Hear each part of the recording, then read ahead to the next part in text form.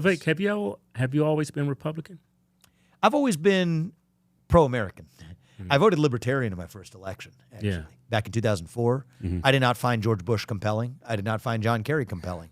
I thought the Iraq War was a disaster. I think the Patriot Act and a lot of the policies, the surveillance state that we created after 9/11, I was against it then. So I've always had strong libertarian tendencies. I call myself maybe a libertarian nationalist, is I think what I would say. Is pro-American, 1776. I'm pro-1776. I'm pro-Constitution. And yes, I mean, obviously in today's environment, between the two parties, I'm using the Republican Party as a vehicle to advance this pro-American agenda. But hopefully, and I think that's what Donald Trump did in 2016. I mean, he turned the Republican Party into a vehicle for advancing the America First agenda. But I think it takes an ideology deeper than the label Republican to actually mean something. And so hopefully part of what I'm doing is redefining the Republican Party to actually be the party of 1776. So if we're the party of merit, of free speech, of self-governance, that's what we were just talking about, that the bureaucrats shouldn't run the show, the rule of law. Yes, if those are the foundational values of the Republican Party, then count me in. And I'm here to make sure that those are the foundational values of the Republican Party. And on the back of that, my answer to your question would be, yes, I am a proud Republican. Yeah, we used to be Democrats. I voted for Bill Clinton, Al Gore.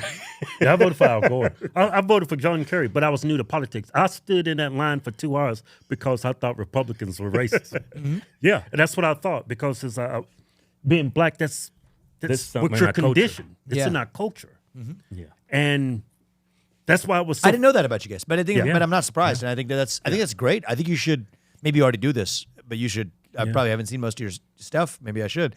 But I think you should talk about that more and give people, especially today, a lot of courage. I do that, and you know what? I gentrified my own audience. You did? You should go on Breakfast Club, man. I just went on there. I mean, I know it'd be very frustrating for you. Yeah. But I think you actually, or whatever, programs that reach people outside of just our own base right now. Because you could speak to it from the other side of having seen things a little differently. And here's how I see them today. I think that's powerful. I think you did a great job. I mean, those hosts of that show is just god-awful. But I read the comments, and you handled them all well. And I think you changed a lot of minds while you're on that show. I think we did too, actually. Yeah, but those hosts on that show, disingenuous. I mean, it was us all night coming up with a catchy. You're not doing it for the hosts. You're doing it for the people, good-hearted people who have been force-fed a lot of garbage for a long time. But again, it's our job as leaders. And you know what? There's a lot of different ways to be a leader. Cultural leaders are leaders too. But part of the job of a leader is to lead people to what they already know to be true but can't yet see with their eyes. That's the job of a leader, is to open their eyes. And so sometimes I think we don't do enough of that. Leaders, so-called leaders in the Republican Party, just talking to our own tribe, as opposed to actually speaking with conviction and principle to people who may on the surface disagree with you, but come out realizing that it won't be like instantaneous, but it'll be somebody who sees it a little differently than they did when they first came in.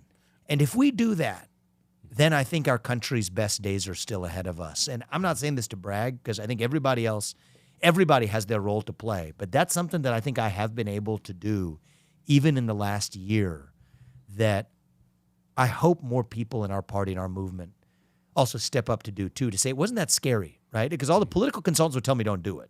Right? I mean, that's the classical advice, because there's going to be some viral moment of somebody making a fool of you. Actually, I don't even think that happened once. And maybe if it happened once, so be it. No, I didn't. I didn't think it did, actually. Everybody warned, but I say eyes wide open. If somebody wants to make a fool of me in some gotcha question that I didn't know the answer to, fine, I'll take that risk. It's no big deal, because embarrassment is a choice, by the way. People forget that. Nobody can embarrass you.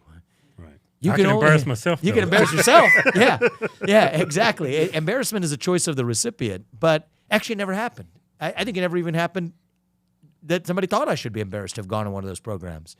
To the contrary, I think I didn't instantly convert them to our movement, but I think 6 months in, a lot of those people I'm seeing in New York City now, different than the people, even some of them friends, seeing the world very differently than they did 10 years ago.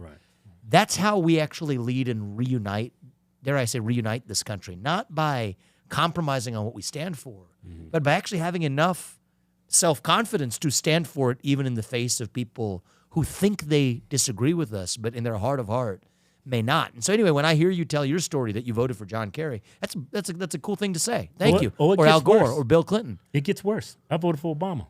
Yeah. That's times? My red pill moment. No, once. I'm not that stupid. Okay. I was like George Bush. Fool me once, shame on me. Fool me, you can't fool me again. So after I voted for Obama, I voted for actually Matt Romney. He's probably twice as worse. So. I mean, he wasn't any better. I sat that one out, to be honest with you. And that's the first time I sat that out. Voted for a Republican. It's Mitt Romney. Is that right? Yeah.